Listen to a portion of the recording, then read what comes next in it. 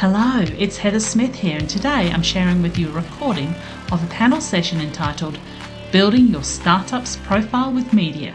This was recorded at the 2024 Tropical Innovation Festival held in Cairns in June annually. The introduction is done by the lovely Nikki Jerd, a digital strategist and web developer based in Cairns.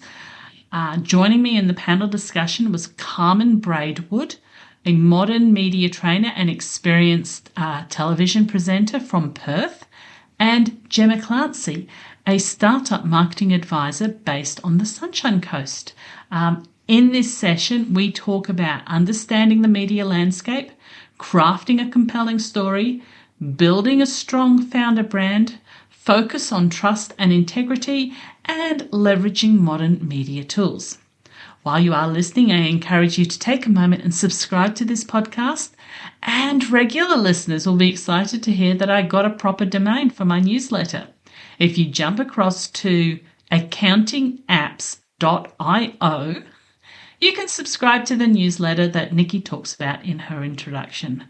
I hope you enjoy the episode, and I do encourage you to connect with everyone who is in this session. Thank you. So it gives me great pleasure to welcome Heather. Heather, come on down and join me. Heather's going to be talking about attracting media to your business, and she's got a panel of people that she's going to work with and introduce. So what do you think? As an accountant, would you pick her in the street? No. You know, Heather has the most amazing email newsletter. I met her at TIF last year, and I've been a subscriber to her newsletter for some time. And it's one of the few newsletters I leave in my inbox till I read Heather's, and actually also Dante's. Dante, give everyone away. He's got a LinkedIn newsletter that's also pretty crappy because he always talks about the stuff-ups that he has. So Heather has also authored 10 books, and she tends to do this with a cup of tea and a puppy. So please give her a rousing welcome. A lovely introduction, and we do have 4 accountants in the room today, so you can try and support the other ones, 4 that I know of. Can I ask our panellists to come up? Yes. Now the funny thing is we're about to do a session on media, and we've all brought our own media recording equipment. That's how you know you can trust us. Yeah. No, I'm just going to borrow yours. I figure we can pull this. So today we're doing a session on building your startup profile with media. I'm very excited to be doing this session because I feel that I'm actually going to learn a huge amount from both of our expert speakers. Now I'm going to hand straight over to you both. Can you introduce yourself? Who are you? Where are you from? And what brings you to this discussion today? Thank you. Oh, thanks. Yes, I'll go first. Hello. We just discussed, didn't we, Mish? This is often the hardest question to answer. It's like the sum total of all my parts, and here they are. Yeah. Well, sometimes I find that the introduction, if I do it, it's not the person you want to be today. Yeah, that's right. We've got an iteration of ourselves, haven't we?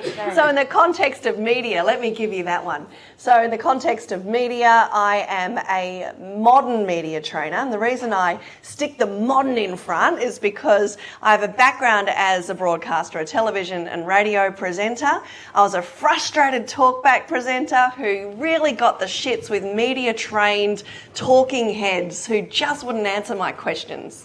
And I really honestly started to call them show fuckers, if I can say that. You know, at the end of the day, as a broadcaster, we are relying on listenership.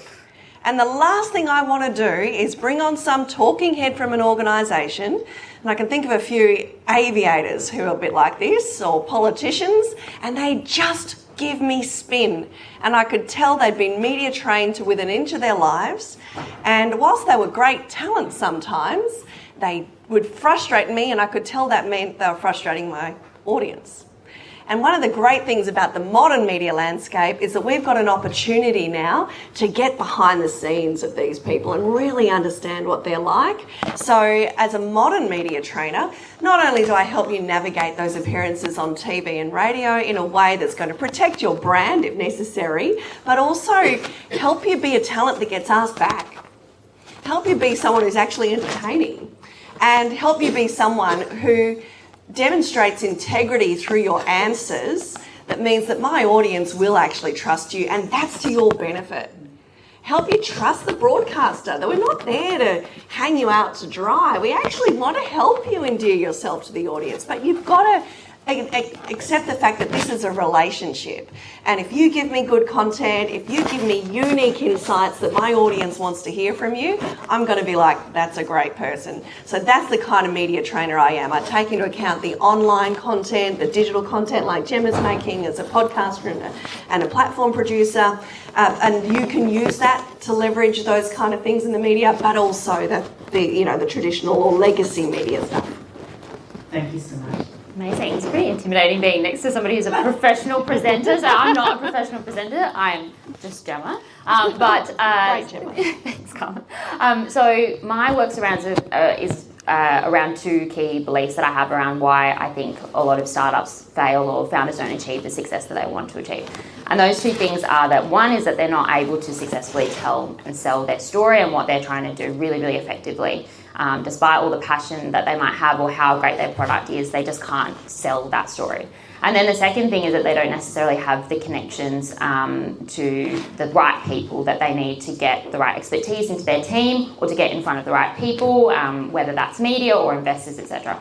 So the two things that I do are, one is as a marketing advisor, and I have a company called Stellar Startups that helps marketers, that helps founders make sense of their marketing with our team of expert marketers who can kind of come in a fractional sense and help people set up their marketing foundations, what we refer to as marketing foundations. So that's things like messaging, their key strategy, their operations and things like that, and then help them execute it in a way that makes sense for them. So not in a big corporate marketing way, but in a way that makes sense for startup budgets and resources and time and all the hecticness that comes with startups.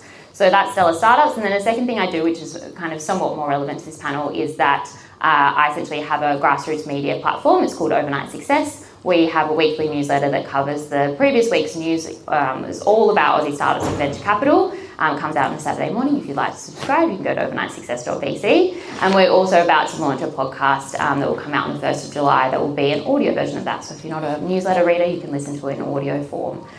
So essentially my work as a marketing advisor helps people figure out what is that story. And then my work on the Overnight Success side is essentially telling those stories. They're actually two completely separate businesses. I didn't set them up as some lovely lead funnel as much as I would like to claim that that's my amazing marketing genius. They're completely separate. But I can kind of put on two hats and see both sides of the coin from a media and a marketing perspective. I love that you both weave the importance of relationships into what you do, and no one mentioned Facebook or anything like that. So what can and can't media achieve for your startup? Oh, wow, it's a big question. I think it was important to just say what we think media is, because say Carmen's come from a background in kind of traditional media and now is transitioning into what you refer to as modern media, and I'll let you talk about that a little bit more. But when we were caught up before this chat, we talked about what is media and defining that. And I think for the purpose of this chat, we're going to focus largely on media being things that are like platforms or organisations that have platforms that you can't control. Like you can't fully control. You're just trying to convince them to help you tell your story. So when it comes to the question of what can media do for your business, that depends on how well I think can you kind of lean into that. The sense of ambiguity that can sometimes come with working with media companies, and also the kind of level, degree of control that you do and don't have in those relationships. And I would say a lot of founders have kind of huge expectations of what media can achieve for them, particularly from like a lead generation perspective. But I often look at media as being a little bit more on the brand awareness and credibility building side, as opposed to a lead generation thing. Yeah, do not expect that if you score a radio or a TV appearance, for instance, or a podcast appearance, or even a spot on a panel like this, that you're going to sell, at the end of it. A lot of people in the past that I've, as a producer, for instance, approached and said, hey, can you come on my show? They're sort of saying, but how can you guarantee that I will get leads? So this is not about leads. This is about the awareness that we use LinkedIn for, like we heard Mitch mention. It's the trust that we're trying to build in a market that we've heard come through that is multifaceted, as Baden pointed out there, yeah? So we've got this opportunity to create the trust, but it's got to come with all these other things as well. Media is just one element of that. It gives you a hit of awareness. It certainly gives you some brand association. So a big podcast can bring with it excellent brand association. An amazing media influencer, a modern media influencer like Heather, can give you some cool second hand, this what does Heather say about you? If you're in the accounting game and Heather says your software is the best she's ever used, that carries with it excellent weight, right? You can't tell Heather what to say because Heather's got integrity. And she does not want to jeopardise that integrity with her audience. And the strength of her integrity comes from not bullshitting her audience, right? So she's only going to give you the thumbs up based on what you provide her in terms of information, in terms of your media performance, and that's the thing I get really excited about. If you can give a convincing performance, a trustworthy performance, and then back it up with all this other stuff that when we poke and prod behind the scenes, backs it up. Like if you live your values, if you walk the talk, if you're not a person who sits there and goes, hey, check out our ESG policy, and then does nothing behind the scenes, right? As long as you back up what you say and do in those media engagements, then, you can rely on forming excellent trust in market that one day lead to other, I like to call them dream opportunities for you and your brand. Fabulous. Do we need to quickly sort of keep going through what is modern media so people are aware of what that modern media is? Because I think that we're frequently confronted with people who want us to give them money for legacy media. Yeah, okay. Yeah, don't pay for media exposure. That's ads. That's advertising, right? So that's not editorial content. And there is editorial content coming through in the modern media space. I'll give you a story that demonstrates this beautifully. I have a lovely stepson. He's now 22 years old. I've been in his life since he was 8. And I met him. I was working on a breakfast radio show in Perth. And I was sort of halfway through my now 23-year, broadcasting career. And all he knew me as was someone who was not there in the morning and then came home halfway through the day and said, hi, I'm going to pick up from school and I have this job on the radio. And he comes home in year 10 one day and says, I'm going to do media next year. And I'm like, oh my God, I've influenced this child's life to the point that he wants to be just like me. He's going to take media at school and he's going to be a radio announcer. No, he wanted to be a YouTuber. Right, that's modern media. The way that young people and the next generation are viewing media now is a modern media landscape that takes in a tiny section of it is legacy, television, radio, print, but the rest is big. And those big media companies are recognising that and they're using the digital platforms. So it's streaming, it's YouTube, it's podcasts, it's all of the social media as well. And the really good thing about modern media is that it's far more accessible and it's diverse. Suddenly we've got this multitude of stories that are coming through, and through influence and relationships you can probably steer the storytelling more in your favour than you probably could in the past with traditional media, which was probably it was held by gatekeepers. Yeah, it's definitely a lot more segregated, right, media now. There's a lot of niche players in the market, whether this kind of looks like a traditional media business on the outside or whether they're just a creator who has specific expertise, and then they've created their own platform. But I think that's a really exciting opportunity for people like this in the room here who might be experts in a specific area, and then they can come to, Heather, for example, for, their kind of support on accessing a community of accountants specifically, as opposed to kind of just everyone and anyone, which might be the play you want to go after if you're going after a big media player like the AFR, for example. I didn't prep them to promote me. I just want to She only gets to ask the question, so we have to throw it back to her every now. Could you share with us what are the key elements the startups should focus on when crafting a story for the media? Crafting that actual story, I'm sure is quite relevant to people here. Yeah. Where do we start? Well, we'll probably tag team this one a bit, Gemma, couldn't we? There are certain elements that make a good story. It should be relevant. How up to date is it? Is it something that my audience cares about? And it should be relevant to the media's audience, not necessarily your audience. Again, you're borrowing their audience for a little bit. so that you can tell them what you want them to know and then hopefully benefit from that in the future. The other thing that I think comes into a story on any platform is human. It's got to have an element that I relate to, that I can see myself in. If you're telling me a story about walking to the top of an African mountain, I don't need to have walked to the top of an African mountain to be able to think, well, that would be hard. You're right. I can empathise. I can create a feeling of relatability to that. So we've got relevance and humanness or relatability. I think that there's an element that comes into it as well, that it's just entertaining. We all know it. We all know when we've been engaged and entertained by something, we hang around. We watch Oppenheimer for, nearly 3 hours in the cinema without going to the toilet. It's good quality content. It's a great story.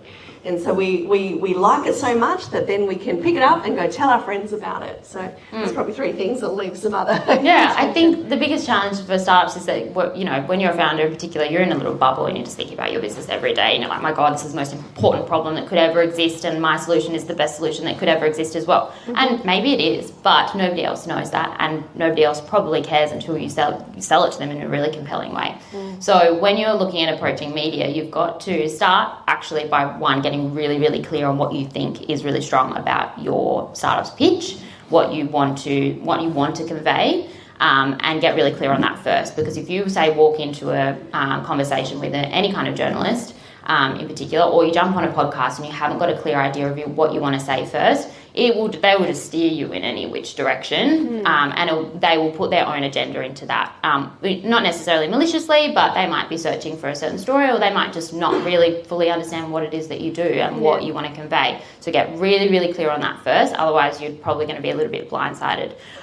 So step 1, get clear, and then the second one is overlay that kind of understanding of what is it that the media platform, that the journalist or the podcast interviewee, whoever it is, the moderator on a panel, wants to be able to convey to their audience. So it's what Carmen was saying. So everyone's got, every media platform has kind of got their own remit of what they're trying to convey to their audience. They've got, kind of almost their own KPIs. Say, for example, some media platforms, they're trying to keep some subscribers, like, paying for a monthly subscription to their platform. They've got to try to keep certain audience of listeners. Like, for example, I think about, I don't know if anyone listens to Lenny's podcast or Lenny's newsletter. He's a product management expert out of the US, and he's very, very clear on who his audience is and what he does and doesn't cover in those podcasts. He doesn't like having long conversations with founders about their founder journey. He gets really, really specific into the detail of what is good product management. So if you were to jump onto Lenny's podcast and start talking about completely different things, he will steer you back. So you've got to be well prepared to convey a message that makes sense for that audience and that media platform's audience. So it's kind of step 1, get clear on what you want to say, and then step 2, figure out how you overlay what they want onto that and kind of filter through those messages.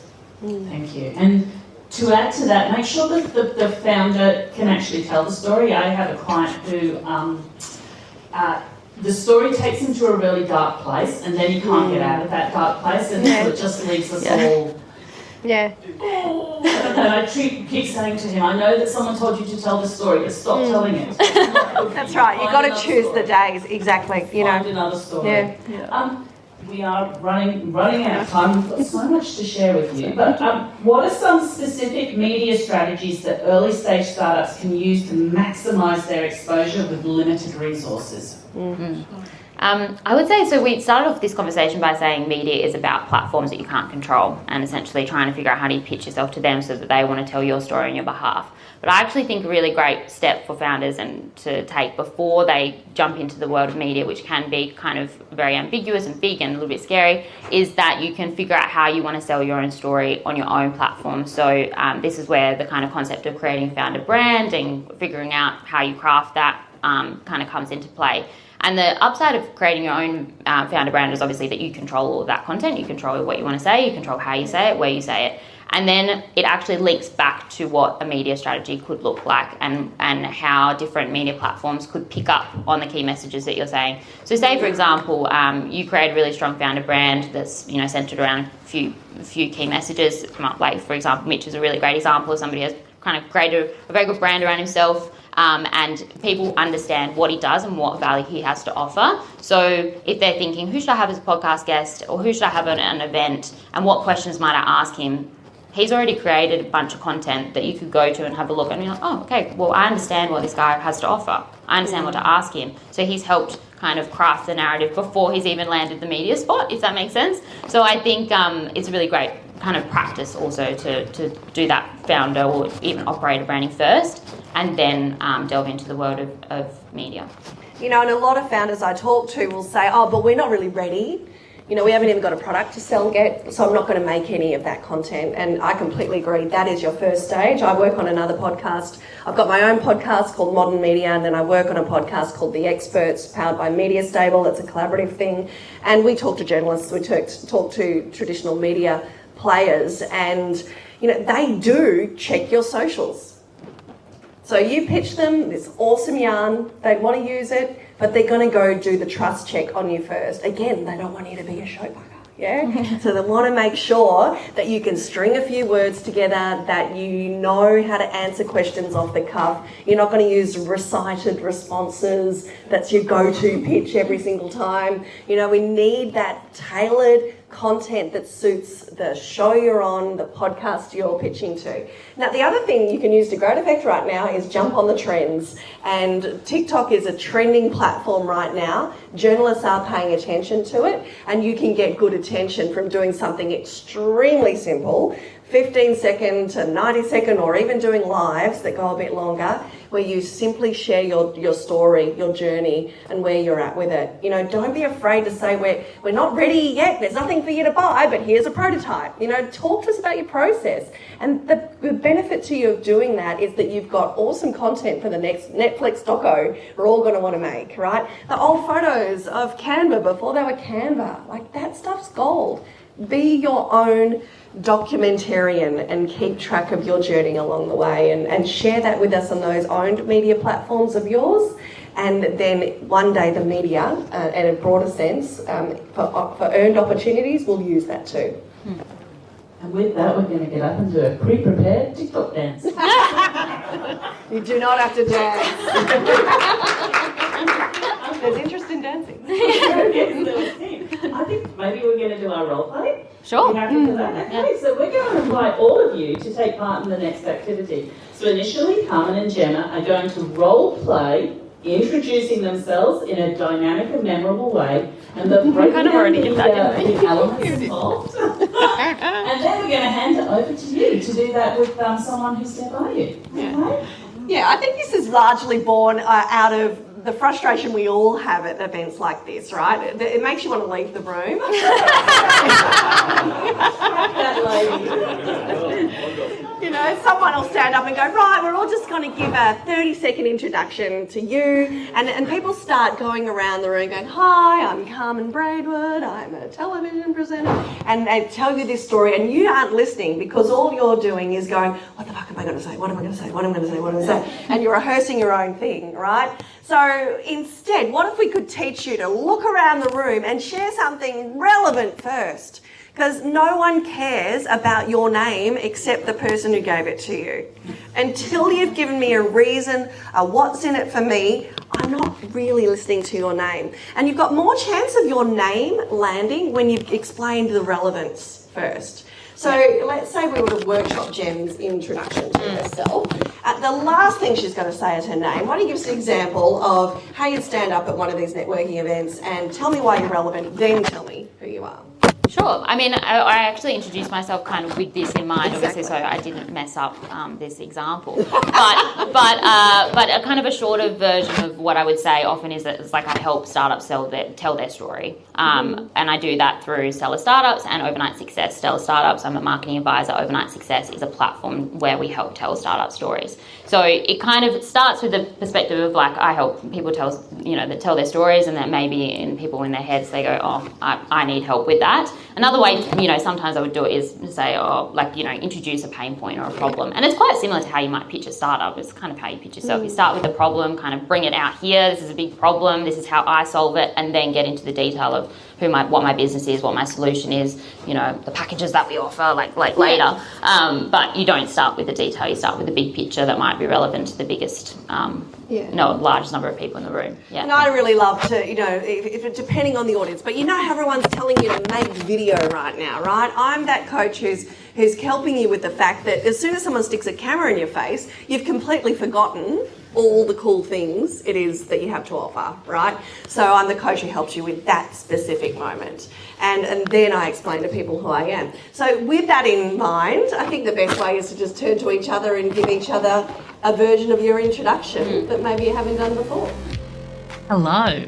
I thought that you perhaps didn't need to listen to the audience eruption as we led into that practical activity, but it is something that I encourage you to potentially try out yourself and reach out to one of us with what you have in terms of your introduction. Perhaps you want to put it up on LinkedIn and tag us all in it. I'm sure we'll all jump over and comment on it.